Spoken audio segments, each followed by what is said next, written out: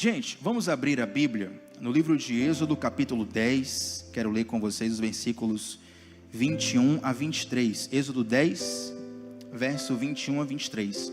Eu vou pedir para você que está em casa assistindo a nossa transmissão, por gentileza, deixa um like nesse vídeo. O seu like ajuda muito para essa transmissão chegar a outras pessoas. Deixa eu ver quem está aqui no chat conosco. Olha, no chat da transmissão, Márcia, Wendel, Vanessa, Vera, Eunice, Sueli, Benigno, Irailma, Binho, Rosane, Eliude, Esther Lima, glória a Deus por todos. Inclusive você que está aqui no presencial, se puder, por gentileza, pega o teu celular, abre a transmissão do YouTube da igreja e deixa um like. Isso ajuda muito, muito, muito para as nossas transmissões chegarem para mais pessoas e serem abençoadas pela palavra que será ministrada aqui. Êxodo capítulo 10, versículos 21 a 23.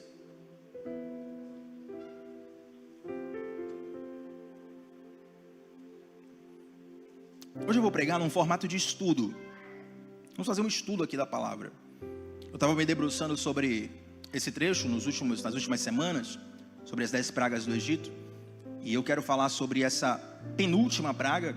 E não me espere uma pregação no formato super tradicional. Nós vamos conversar aqui. Vai ser um estudo e eu tenho certeza que Deus falará ao teu coração. Amém? Todo mundo achou? Quem não achou vai estar no telão também. Mas antes de nós lermos a palavra de Deus, põe a mão no teu coração e diz assim: Senhor, fala comigo nessa noite. Ótimo, agora a primeira vez você falou porque eu pedi. Agora você vai falar com sua sinceridade do coração. Senhor, fala comigo nessa noite. Aleluia. Êxodo capítulo 10, versículos 21 a 23, diz assim: O Senhor disse a Moisés: Estenda a mão para o céu, e trevas cobrirão o Egito, trevas tais que poderão ser apalpadas. Moisés estendeu a mão para o céu, e por 3 dias houve densas trevas em todo o Egito. E ninguém pôde ver ninguém, nem sair do seu lugar durante 3 dias.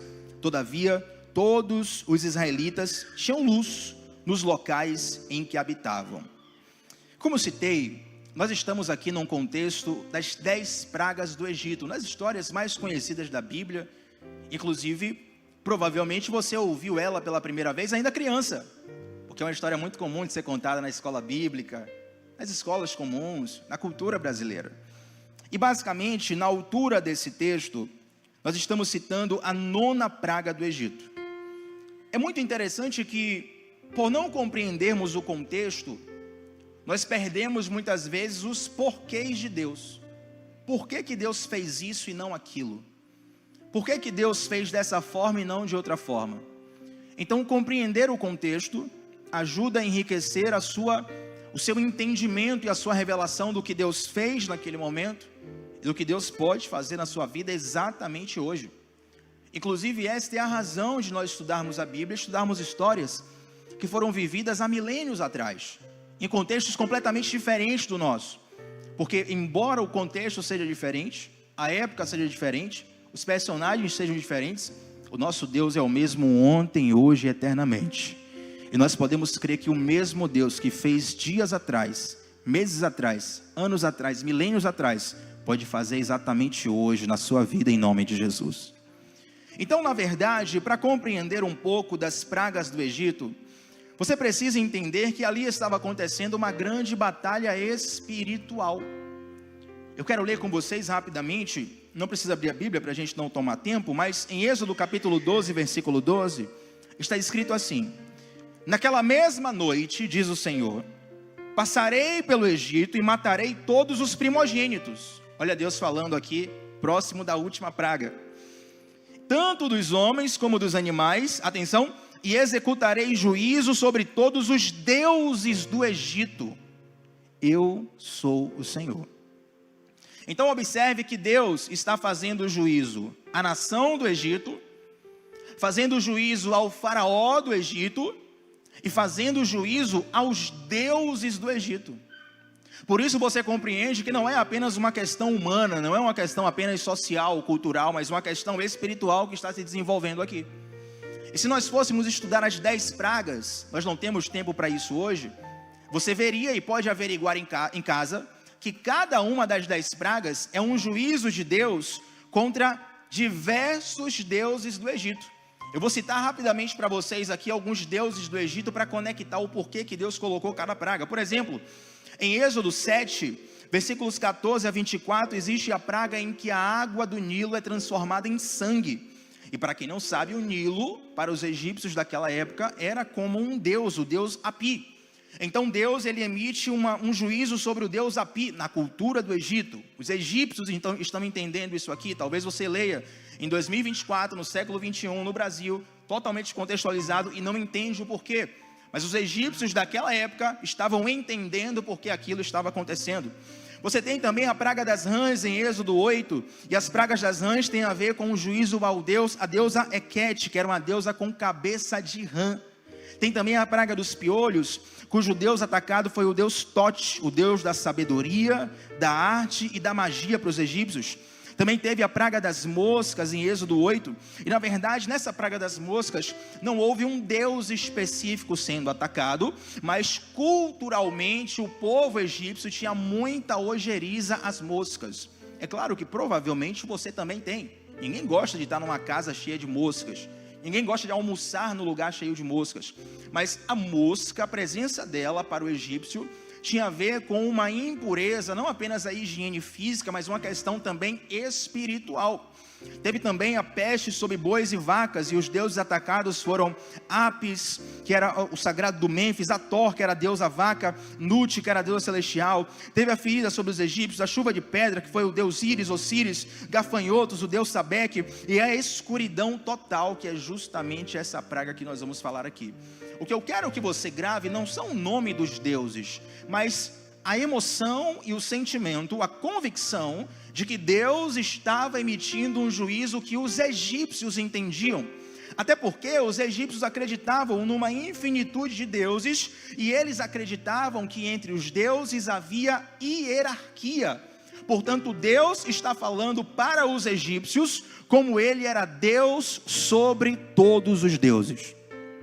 Por exemplo, quando Deus pede para que Moisés e Arão cheguem no faraó e façam, por exemplo, aquela suposta, para quem está só ouvindo e não está assistindo a transmissão, entre aspas, tá? A suposta magia de Moisés, onde Moisés transforma uma vara, um cajado, em uma serpente.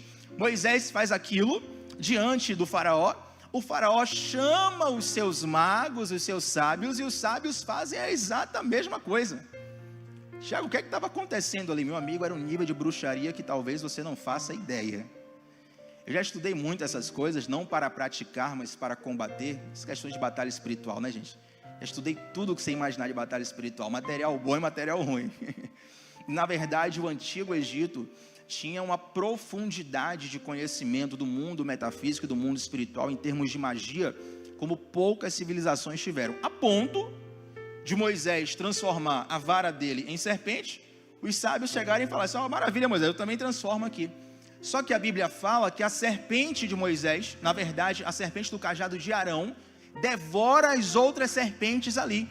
E aquilo tem um significado muito profundo, porque a serpente devorar outra, significa na cultura egípcia, que existe uma magia superior à outra. Deixa eu cristianizar a palavra aqui.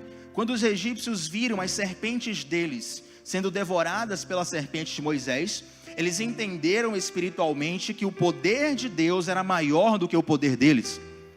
Digamos que aconteça um Bavi, e tomara que não aconteça por agora, que a situação está difícil por Vitória, viu? Já passou um tempinho aí, né? Mas o Campeonato Baiano, pelo menos... Tiago, mas vocês vão cair para a Série B. Então, deixa eu comemorar agora, porque depois se cair vai ser luta. Mas se tiver um Bavi e o Vitória der, por exemplo, 7-4, né? 7-3. Quanto foi? 7 a quanto? A 3? Que dia maravilhoso, hein, irmão? A glória de Deus desceu ali naquele estágio. Vitória 7-3, que coisa louca aquilo. Um torcedor do Vitória, eu pergunto assim: olha, como foi o jogo? Vai falar: Tiago, o Vitória atropelou o Bahia. O Vitória destruiu o Bahia. Se alguém for estudar essa conversa baiana brasileira, literalmente, vai pensar: peraí, como é que o Vitória atropelou o Bahia? Será que tinha um carro chamado Vitória que passou por cima de um objeto chamado Bahia? Não. O contexto atropelar, qualquer brasileiro, qualquer baiano entende. Significa que um time foi muito superior ao outro. Quem está entendendo? Na cultura egípcia, esse atropelar, esse destruir, esse passar por cima, tratorizar, na cultura egípcia era devorar. Então, quando uma magia devorava a outra, significa que um poder humilhou o outro. Quando a serpente de Moisés come todas as outras serpentes dos sábios egípcios, eles estão vendo na cultura deles uma comunicação muito clara do céu, que o Deus de Israel é mais poderoso do que qualquer outro Deus. E se você for estudar as pragas egípcias, você vai ver que ao final de cada praga, a Bíblia fala que os oficiais chegavam para Faraó e diziam assim: Faraó, libera esse povo porque a gente não aguenta mais. Libera esse povo porque a gente não aguenta mais. Ou seja, na sabedoria egípcia, eles já estavam entendendo que não tinha jeito. Nós já estamos vendo que Deus é mais poderoso. Porém, o coração de Faraó ficava endurecido. E as coisas vão acontecendo, vão piorando. O Egito já está a essa altura completamente destruído. Mas essa praga em especial é uma praga mais profunda ainda. E você só vai conseguir entender isso se você prestar atenção nos próximos minutos. Observe. De todo o politeísmo egípcio, o Deus mais poderoso era o Deus Sol, conhecido como Deus Ra. Só que esse Deus Ra, ele tinha outros dois nomes. Por exemplo, quando o sol nascia, ele era chamado de Kepri. Quando o sol se punha, ele era chamado de Atum, Atol. Mas no ápice do meio-dia, ele era conhecido como Ra. Por isso, você der um Google bem rápido, pergunta assim: qual o maior deus egípcio? Provavelmente vai aparecer ali o Deus Ra, que era o Deus Sol no ápice do meio-dia, embora tivesse 3 nomes. E dentro da cultura egípcia, havia uma crença muito interessante, de que quando o sol se punha, aquele Deus chamado Sol, ele se unia com todos os outros deuses do Egito, e eles lutavam contra a grande serpente chamada Apófis, que era uma espécie do diabo deles, era o inimigo maior deles. Então todas as noites, para o povo do Egito naquela época, estava acontecendo uma guerra espiritual, onde o Deus Ra ia juntar-se com todos os outros deuses para lutar contra a grande serpente Apófis. Então os egípcios passavam a noite muitas vezes com muito medo. Por quê? Porque se os deuses do Egito estão lutando contra a grande serpente Apófis, então o Egito agora está desprotegido. Inclusive, na cultura egípcia, era muito comum que os sacerdotes passassem a noite fazendo determinados rituais, que na crença deles era uma forma de ajudar o Deus Ra a lutar essa guerra espiritual pela noite. Então anoitece, eles entendem que está acontecendo uma grande guerra, mas quando amanhece, eles entendem que o Deus Ra venceu mais uma vez, e eles podem então ter um dia vitorioso. Portanto, depois de todas as pragas onde vários deuses foram vencidos por Deus, anoitece, o tempo passa e não amanhece. Então eles percebem naquele momento que mesmo o Deus mais poderoso do Egito perdeu a guerra. Mas não é uma demora de amanhecer no sentido de 5 horas da manhã, 6 horas, 7 horas, 8 horas. Foram vários dias de escuridão total. E se você já passou um tempo de noite com falta de luz elétrica, normalmente a noite com falta de luz elétrica, ela ainda é muito bonita, porque você vê a luz da lua, você vê o brilho das estrelas, e fica particularmente uma noite muito bonita. Mas a Bíblia fala que haviam trevas completas, ou seja, de alguma forma, não sabemos o que Deus fez ou como Deus fez, mas o céu ficou completamente escurecido, de modo que poeticamente o escritor diz assim: as trevas eram palpáveis. As pessoas não conseguiam se ver umas próximas às outras. Ninguém conseguia sair de casa porque havia escuridão completa. É basicamente como se faltasse luz de noite e você fechasse os olhos. Se falta luz de noite na sua casa, se você já mora no lugar há um certo tempo, você vai até automaticamente, tateando assim, você chega nos lugares. Mas imagine, irmão, falta luz. Você é um lugar desconhecido, no meio de Salvador, recheado de pessoas, e além de faltar luz, alguém pega e coloca uma venda nos seus olhos, e fica 3 dias assim. É basicamente esse o nível de desespero. E eles estavam entendendo ali que o Deus de Israel estava demonstrando completa superioridade sobre os outros deuses. Agora, sabe o que é interessante? É que a mesma Bíblia que diz que haviam trevas completas sobre todo o Egito, fala que havia um lugar onde a luz permanecia. O nome desse lugar é Gósen, G-O-S-E-N em português. E Gósen era justamente o lugar onde o povo de Israel ficava. Diante de todas essas pragas que o Egito sofria, onde o povo de Israel ficava, a praga não chegava. Acontecia o problema no Nilo, acontecia o problema das moscas, acontecia o problema das rãs, acontecia todas as pragas do Egito e o povo de Israel não era tocado. E da mesma forma, quando grandes trevas chegaram sobre o Egito, a luz ainda estava sobre o povo de Deus. Essa é uma figura poética, porém exata dos dias de hoje. Porque o mundo hoje está em completa escuridão. Escuridão emocional, escuridão psicológica, escuridão espiritual, escuridão social, escuridão de diversas formas. Porém, mesmo que nós habitemos num mundo de completa escuridão, a luz pode entrar em você, a luz pode morar em você, a luz pode iluminar a sua vida. E mesmo passando pela prova, como diz o irmão Lázaro, você pode dar glória a Deus, porque Deus está te protegendo em meio ao caos. O fato de você estar no Egito é diferente do Egito estar em você. É muito interessante que o Egito, neste caso em comento, ele está muito associado ao sistema do mundo, ao mundo caído, ao mundo pecaminoso. E é muito curioso que quando Moisés vai pedir ao faraó, liberte o meu povo, a ordem de Deus era essa: Moisés, vai até o faraó e fala com ele assim, liberte o meu povo para celebrar uma festa no deserto. Moisés teve essa conversa várias vezes com o faraó. E é interessante que em diversas vezes, o faraó primeiro resiste, depois ele vai abrindo mão de um pouquinho de cada coisa. Eu quero que vocês acompanhem isso comigo, porque na primeira tentativa, em Êxodo 8:28, o faraó fala assim, vão sacrificar ao seu Deus, mas não se afastem muito. É basicamente quando o império das trevas, quando Satanás, ele te deixa, entre aspas, servir um pouco a Deus, mas não se afasta muito não. Fala, olha, vai na igreja lá no domingo de noite, vai ter uma palavra lá, você ora, depois você vai pedir, você ouve a palavra, depois você vai pedir oração, ministério de intercessão e tal, mas segunda-feira a gente volta de novo, viu? Segunda-feira o nosso esqueminha está de pé. E quantas vezes nós andamos assim com Deus? Eu bato meu cartão na igreja, mas segunda-feira eu tenho um outro sistema comandando a minha vida, e nossa existência nunca é transformada assim. Quem está interessado em te libertar pela metade é o faraó e não Deus. É claro que o processo de libertação de Deus, ele pode ser processual, processual, né? Desculpa, né? Vai desculpando aqui o irmão Tiago, tá? Mas Deus quer te libertar por completo. E faraó, ele vai chegar para você e dizer assim, vai para Deus, mas não vai muito longe não, porque eu quero você aqui comigo.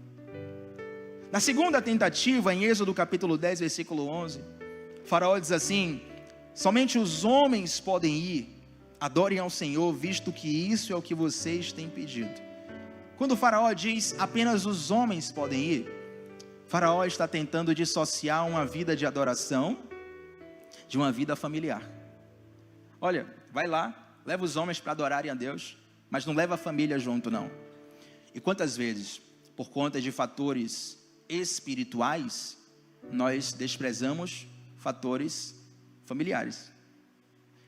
O primeiro milagre de Jesus foi o milagre da transformação da água em vinho. E cada detalhe da Bíblia ministra para a gente. E é interessante que esse primeiro milagre não foi num culto, não foi numa vigília, não foi numa conferência, foi num casamento. E isso é extremamente pedagógico, porque Deus quer, pode e vai realizar milagres em muitas famílias. Eu já vi diversas histórias que aos olhos dos homens estavam completamente sentenciadas. Diversas histórias que eu mesmo já olhei e falei, rapaz, isso aí não tem jeito não. E tem também aquelas histórias que é tipo o profeta Ezequiel, né? Que Deus fala assim: filho do homem, poderão esses ossos reviver? Aí Ezequiel fala assim: Senhor, o Senhor que sabe. Aquele negócio, né? Ó, não vou dizer que é impossível, porque Deus pode tudo, mas eu acho que já deu ruim, viu? Porém, não há nenhuma história que Deus não possa consertar. Não há nenhuma pessoa da qual Deus tenha desistido. Não há ninguém que não tenha jeito. Mas Tiago e Judas, eu tenho uma opinião pessoal. Eu entendo, é Tiago isso aqui, tá? Não tem escrito na Bíblia, na Revelação, no estudo teológico, é o Tiago. Mas veja se você concorda comigo. Eu entendo que o problema de Judas foi ele acreditar que o amor de Deus não era suficiente para salvar ele. Ele pecou, traiu Jesus. Depois que ele caiu em si, percebeu a besteira que ele tinha feito, o peso da culpa foi tão grande que ele vai lá e tira a própria vida. Eu tenho uma hipótese, reiterando, Tiago, mas Tiago, é heresia? Não é heresia porque é só opinião, não estou pregando doutrina nenhuma. Se quiser discordar de mim, fica à vontade. Se eu entendi errado, só na conferência do ano que vem poder se fazer. Mas se Judas tivesse traído Jesus e ele depois tivesse ido na cruz do Calvário com Jesus com os braços, as mãos perfuradas, os pés perfurados, todo lapiado de chicotada que ele tomou na cruz, perto de morrer, e falasse assim: Jesus, você me perdoa?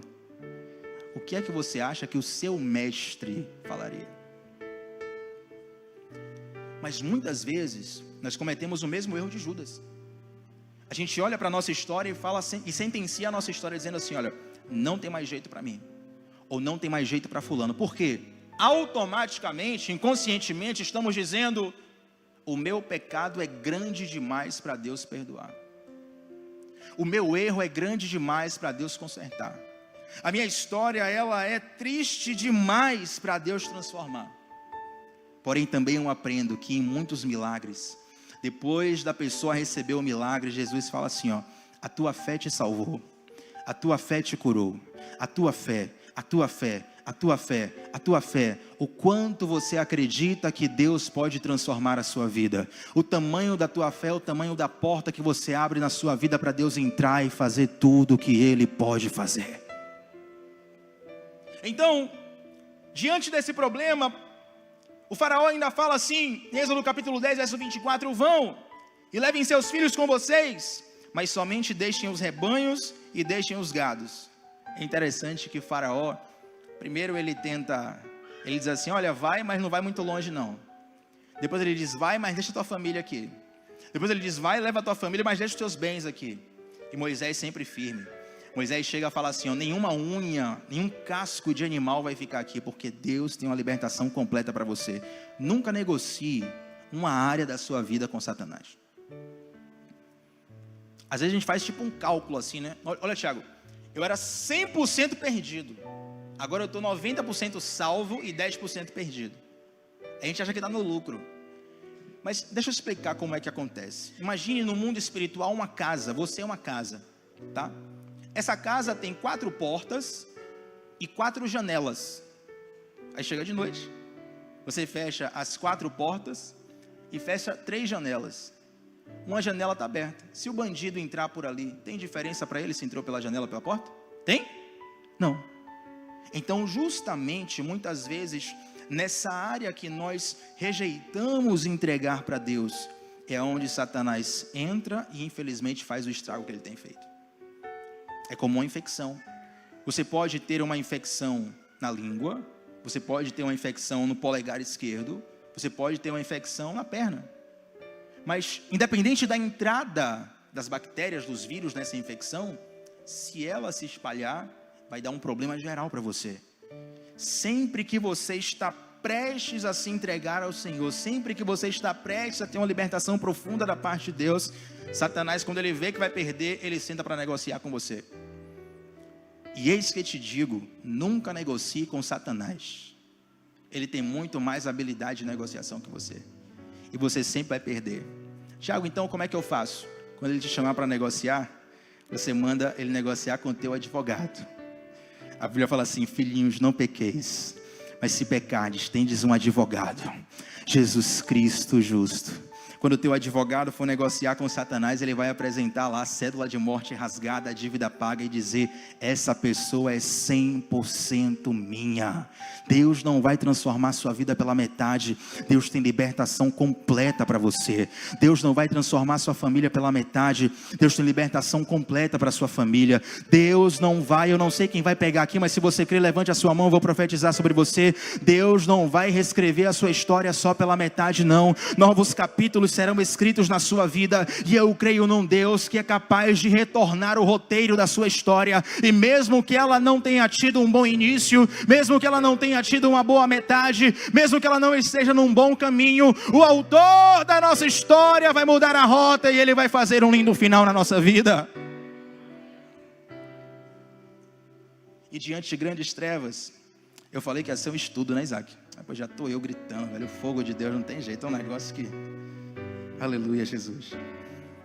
Mas tem algo interessante, gente, já vou para o encerramento aqui praticamente. Tem algo interessante que é o fato de que sempre que a praga vinha sobre o Egito, Faraó ficava quebrantado. O faraó era aquele cara que se quebrantava no leito de morte. Gente, leito de morte e turbulência de avião são os melhores ambientes para você fazer o apelo. Se você estiver andando no avião, na hora da turbulência não tem ateu. O ateu, ele fala: meu Deus, me salva. É a melhor hora para você perguntar: quem quer aceitar Jesus? Na hora, você faz um culto lá, na hora. Porque de fato, a dor, isso é um pouco engraçado sim, mas de fato a dor, ela mostra para a gente que a gente não é tudo aquilo. Olha, eu estou precisando agora de Deus. E Faraó sempre se quebrantava quando vinha uma praga. Aí ele pedia para Moisés e Arão fazer o seguinte, falou: Moisés, Arão, quando vocês voltarem para casa, ora por mim, para essa praga cessar. Aí a praga cessava, e ele endurecia o coração de novo.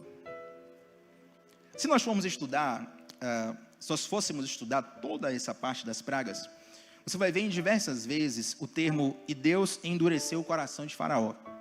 Isso causa um pouco de confusão para algumas pessoas, porque quem lê de cara e não aprofunda no estudo, pensa assim: mas espera aí, foi Faraó que endureceu o coração ou Deus que endureceu? A culpa é de Faraó, não é?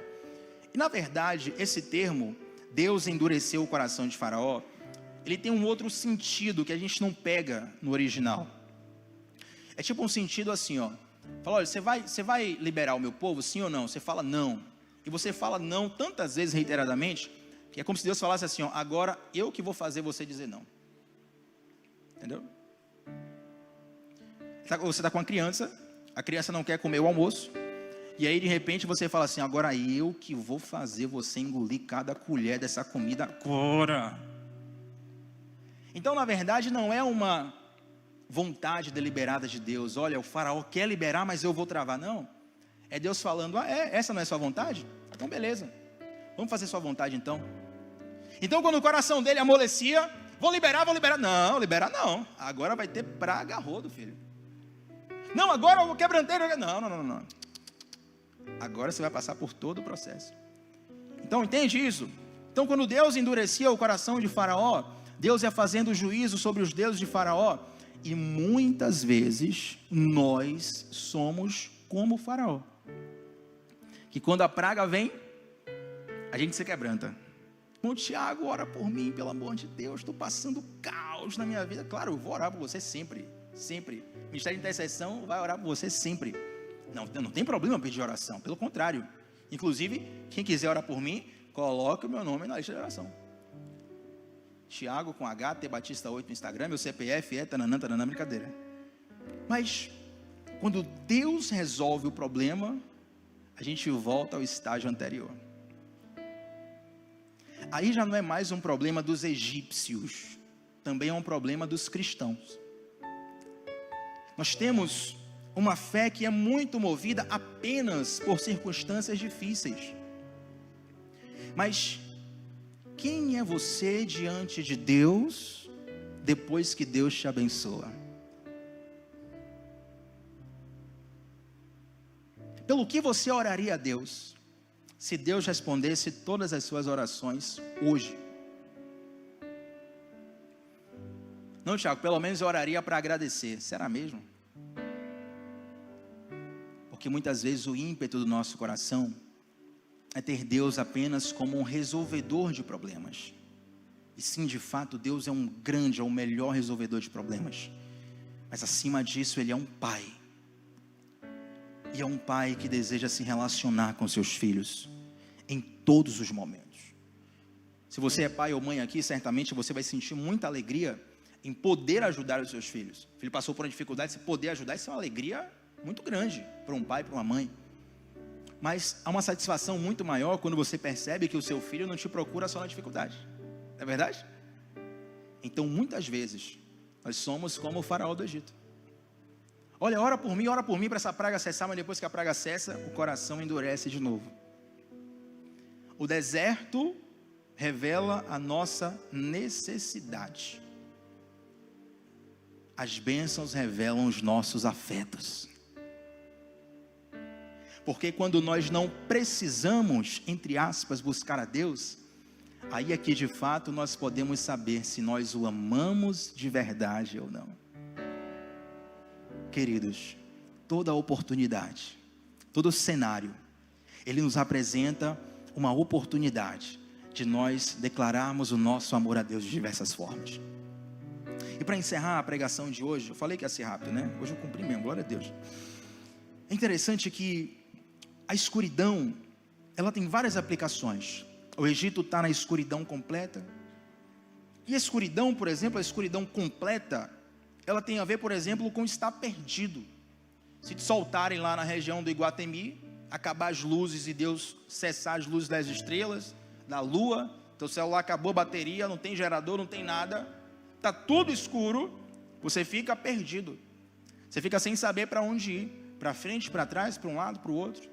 Pode ter carro, pode ter moto, pode ter bicicleta.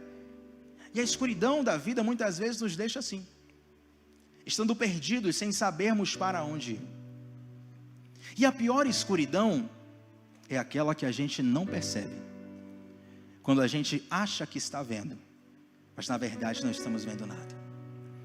A pior escuridão é a ilusão de que nós não precisamos de Deus, a ilusão de que nós podemos nos virar, a ilusão de que podemos dar um jeito com as nossas próprias forças. E essa ilusão tem tomado o coração de muitas pessoas. E a escuridão do Egito também tem a ver com o pavor, porque, como citamos no início da pregação, aquela escuridão de 3 dias não era apenas um fenômeno astrofísico. Para os egípcios, era uma questão espiritual seríssima, a ponto de toda a nação entrar em pânico completo. Eu não sei qual a notícia que deixaria, por exemplo, o Brasil em pânico completo. E nem quero dar exemplo aqui para não errar. Mas imagina uma notícia que você receba que seja assim: olha, amanhã a tua vida vai acabar e não tem jeito para você. Esse é o pânico. A escuridão, a cegueira, evolui para o pânico. O que é o pânico? É o medo descontrolado. Você sabia que pânico é uma palavra que vem de um deus chamado Pan? Havia um deus chamado Pan. E, inclusive, Pan era um deus cultuado num lugar chamado Cesareia de Filipe. Cesareia é um termo onde uma cidade, um lugar, era feito em homenagem ao César. Então, Filipe, governador da Judeia, fez uma Cesareia de Filipe. Lá em Cesareia de Filipe, tem aquela história onde Jesus pergunta assim: o que os homens dizem que eu sou? E o discípulo de Pedro fala assim: tu és o Cristo, o Filho do Deus vivo. Aí Jesus fala, né? Não, você não foi carne nem sangue que te revelou, Pereira parará, mas agora a gente fala do Deus Pan.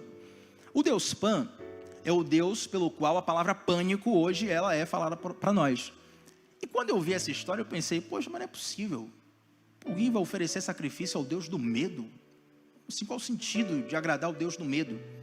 E na verdade, os caçadores ofereciam sacrifícios ao Deus Pan, porque se eles não oferecessem, na crença pagã, o Deus Pan ia persegui-los durante a caça, e eles sofreriam um tipo de atentado, seja de pessoas, de animais, algo ruim ia acontecer com eles.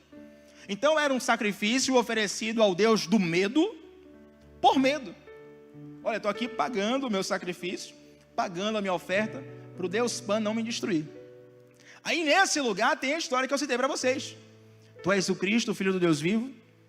Jesus fala, não foi carne nem sangue que te revelou, mas foi o meu Pai que está nos céus. Eu te digo, tu és Pedro, sobre esta pedra edificarei a minha igreja, e as portas do inferno não prevalecerão contra elas. Essa expressão, as portas do inferno, ela não é só poética. Aquela região de Cesareia de Filipe, ela tinha muitas grutas. E dizem alguns teólogos que uma dessas grutas tinha por nome Porta do Inferno. Eu não sei se você já foi na Chapada. Deixa eu abrir minha crítica aqui à Chapada. Para criticar a Chapada e achar um monte de inimigo, né? Mas, brincadeiras à parte, eu amo a Chapada. Já conheci algumas cidades lá, inclusive Morro do Chapéu. O pessoal de Morro do Chapéu, um salve especial. Mas, brincadeiras à parte, vocês já repararam que nome de gruta é tudo nome assim? Porta do Inferno, Piscina do Diabo, Garganta de Satanás, não sei o quê. É tudo terrível. Talvez, pelo fato de uma gruta normalmente ser algo que é para baixo. Não sei, pensando aqui. Mas quando Jesus fala assim, as portas do inferno não se levantarão contra elas. Quando Pedro fala, tu és o Cristo, o Filho do Deus vivo. Nós estamos tendo a maior revelação do Evangelho no lugar onde o medo era cultuado. Nós nunca vivemos uma geração com tantos problemas emocionais e psíquicos quanto hoje. Nós nunca vivemos uma geração que esteve tão perdida e sendo tão atacada quanto agora.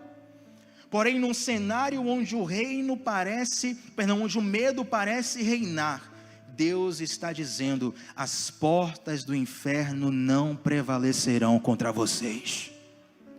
Num cenário onde o medo parece ser cultuado, e mesmo que as pessoas não gostem de sentir medo, o medo parece governar o coração das pessoas. Pedro fala assim, tu és o Cristo, o Filho do Deus vivo. Enquanto o medo está ao nosso redor, nós podemos olhar para o alto e ver a solução, e ver a saída, e ver uma pessoa que governa sobre nossas vidas, que governa sobre as circunstâncias, que governa sobre o medo, e tem poder para acalmar aquilo que está em nosso coração.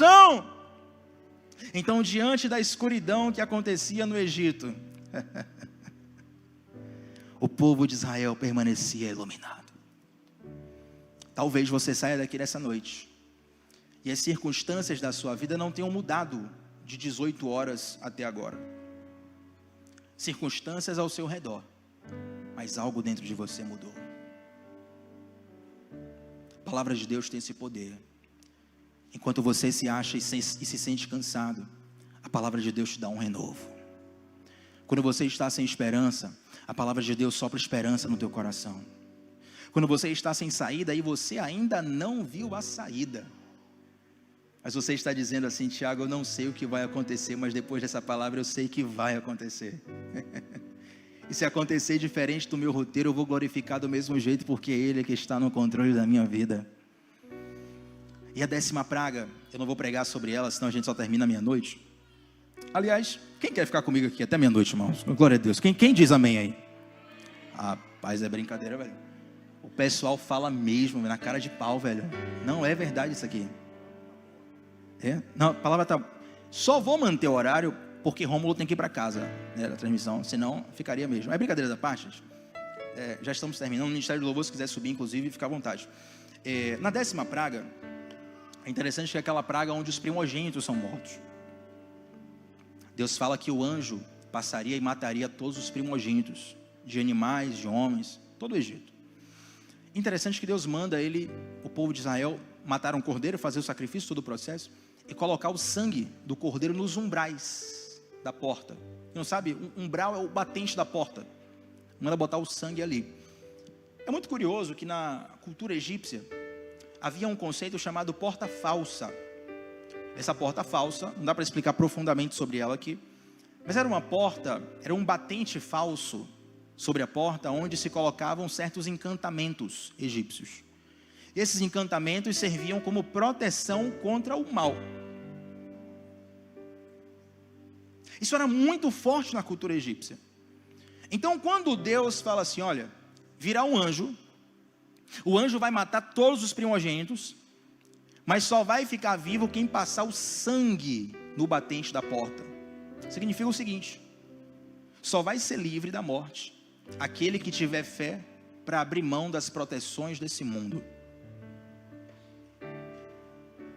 Para a gente, isso parece algo muito O que é que tem a ver? O batente, pintei o batente da minha casa semana passada.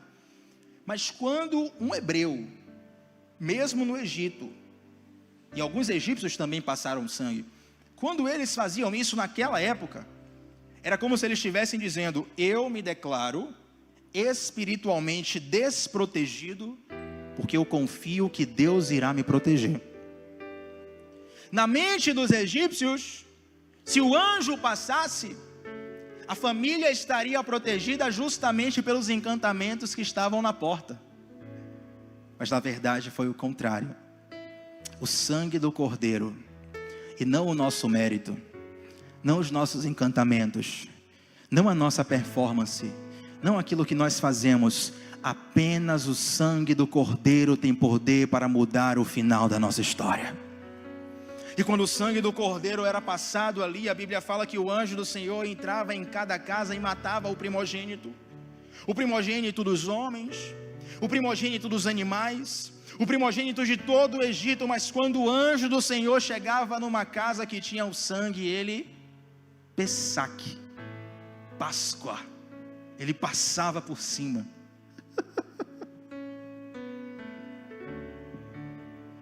Você não tem ideia de quantos decretos de morte já foram escritos contra a sua vida.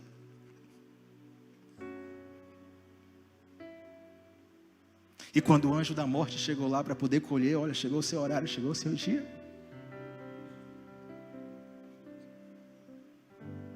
Ele teve que bater de frente com o sangue. E ele teve que voltar uma outra hora, porque ainda não era chegada a tua hora. Você não faz ideia dos livramentos que Deus já te deu. Você não faz ideia de quantas hipóteses poderiam ter acontecido com você. E talvez, e quantas vezes nós reclamamos pensando: poderia ser melhor, poderia ser melhor, poderia ser melhor, mas também poderia ser pior. Quantos seres humanos desejariam o poder de voltar ao passado, achando que se voltasse ao passado e fizesse diferente seria melhor? Mas também poderia ser pior. Deus sabe cuidar da sua vida melhor do que você. Aquilo que é porta fechada hoje, amanhã você vai ver que é um livramento de Deus. Aquilo que é um lamento hoje, amanhã vai ser motivo de celebração para você. Aquilo que hoje faz você chorar de tristeza, eu profetizo em nome de Jesus, amanhã vai ser um testemunho de alegria na sua vida. E assim como Deus libertou o seu povo do Egito, Ele tem libertação para você ainda hoje. O mesmo Deus que fez há milênios atrás, através de situações bem contextuais ali do Egito, que nós conversamos hoje aqui. Talvez você diga assim: Tiago, eu nunca soube, ninguém nunca me contou esses detalhes. Tem coisa que se você contar na sua vida também ninguém entende, né? Ninguém nem acredita. Tiago, se eu contar a minha história, você não faz ideia do que aconteceu. Realmente eu não conheço a história de ninguém, mas eu conheço um Deus que conhece e que escreve a história de todo mundo. Eu conheço um Deus que está aqui nessa noite, e Ele está falando diretamente ao seu coração. Se coloca de pé nesse lugar, feche os seus olhos.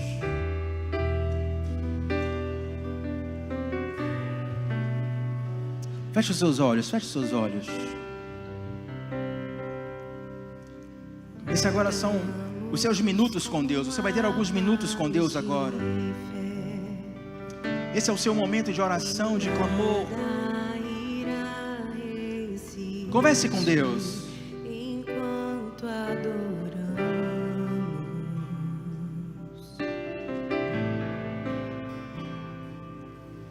em meio às tribulações, o nosso Deus é vencido, nós o adoramos.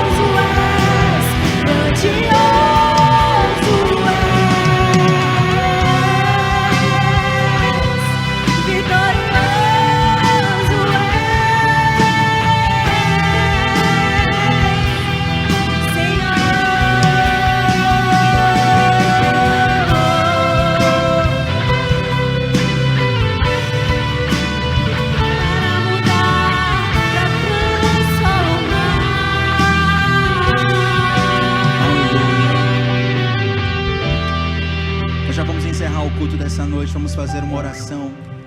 Mas antes eu quero fazer uma pergunta. Se você está aqui nessa noite e deseja entregar a sua vida para Jesus e nunca fez isso, a Bíblia fala que aquele que confessa no seu coração e reconhece com a sua boca, entre os homens ele reconhece diante de Deus. Se você deseja fazer uma aliança com o Senhor nessa noite, faça um sinal com sua mão e nós vamos orar rapidamente com você. Vai ter alguém aqui? Tem alguém aqui? Faça um sinal com sua mão. Tem alguém que deseja entregar a sua vida para Jesus nessa noite? Talvez você nunca fez essa aliança, ou fez e porventura essa aliança quebrou, eu não sei. Nós vamos orar por você rapidamente. Você deseja? Você deseja? Glória a Deus, vem aqui à frente. Rapidamente, vem aqui. Glória a Deus. Tem mais alguém aqui nessa noite? Mais alguém? Faça um sinal com sua mão, por gentileza. Já precisamos terminar, não vou me estender aqui, mas eu quero orar por você. Outra pessoa aqui, louvado seja o nome do Senhor. Vem aqui à frente, querido. Glória a Deus. Tem mais alguém aqui nesse lugar? Não se furte se Deus tocou no teu coração. Não se furte se Deus tocou no teu coração. Faça um sinal com sua mão se tiver mais alguém aqui. Outra pessoa aqui, louvado seja o nome do Senhor. Deus é fiel, aleluia. Tem mais alguém? Não se furte, a hora é hoje. O dia é hoje, a hora é agora. Se Deus tocou no teu coração, é isso. Tem mais alguém aqui? Glória a Deus, glória a Deus, glória a Deus. Vem aqui, glória a Deus, glória a Deus, glória a Deus.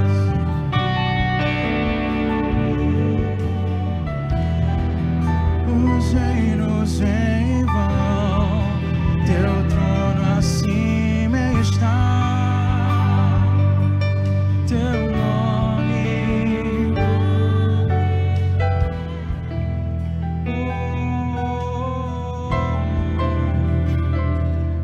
Tem mais alguém? Tem mais alguém? Se tiver, faça um sinal bem alto com a sua mão. Não enxergo bem, uso óculos. Eu preciso que você levante a sua mão bem alto. Se não houver, nós vamos orar, Senhor.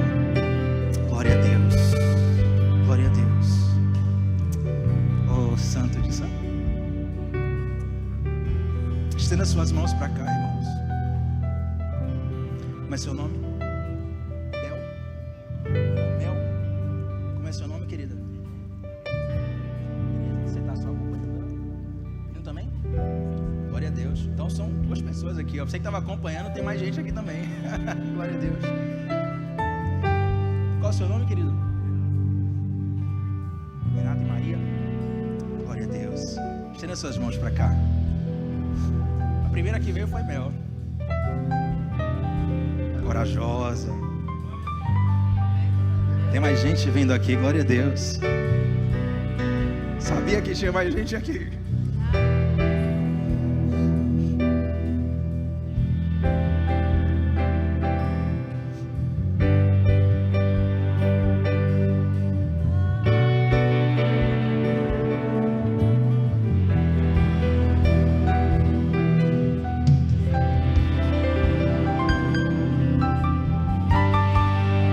Ministério de intercessão. Ministério de intercessão. Ministério de intercessão, vem aqui. Já vamos encerrar. Põe as mãos sobre eles, por gentileza. Eu quero que você olhe no meu. Senhor Deus, muito obrigado, Pai, por essa palavra. Ah, o Senhor é um Deus maravilhoso, santo, justo, puro, poderoso. Um Deus que fez há milênios atrás, lá no Egito. Um Deus que faz hoje no Brasil. Um Deus que fará por todas as nações. Senhor, aqui estão vidas que estão fazendo uma aliança essa noite contigo. E se fazem isso, Pai, é porque o Senhor tocou nos corações. É porque algo o Senhor fez. É porque uma semente foi plantada. E nós cremos e profetizamos vida sobre essas vidas. Graça e favor imerecido sobre essas vidas. Nós te pedimos, Pai, para que a alma e o coração deles sejam agora rastreados pelo Espírito Santo, identificando coisas que os homens não conseguem identificar.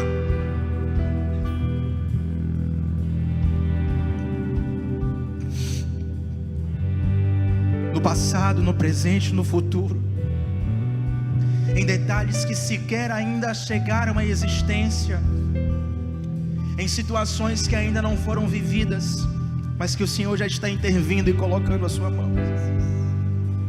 Meu Deus, eu te peço para que hoje seja o início de uma nova caminhada deles contigo. Nós como família celebramos o que o Senhor está fazendo na vida deles, e profetizamos que o Senhor fará não apenas na vida deles, mas também através da vida deles. Que eles sejam direcionados, capacitados e enviados por Ti, Senhor, por onde o Senhor quiser. E que toda sentença do maligno sobre eles seja cancelada agora, porque o sangue foi passado sobre a vida deles, e aonde o sangue está passado, o anjo da morte não toca. Nós te louvamos, nós te celebramos, nós te festejamos pela sua linda obra na vida deles, em nome de Jesus e para a glória do Senhor Jesus. Aplauda o Senhor nessa noite, aplauda o Senhor nessa noite. Glória a Deus, glória a Deus, glória a Deus, glória a Deus. Podem voltar aos seus lugares, podem voltar aos seus lugares. Glória a Deus. De sangue lavado, mais alvo que a neve,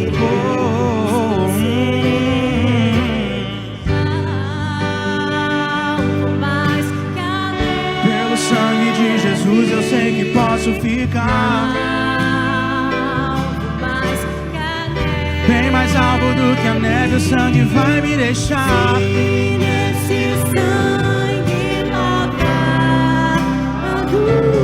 Mais alvo que a neve serei.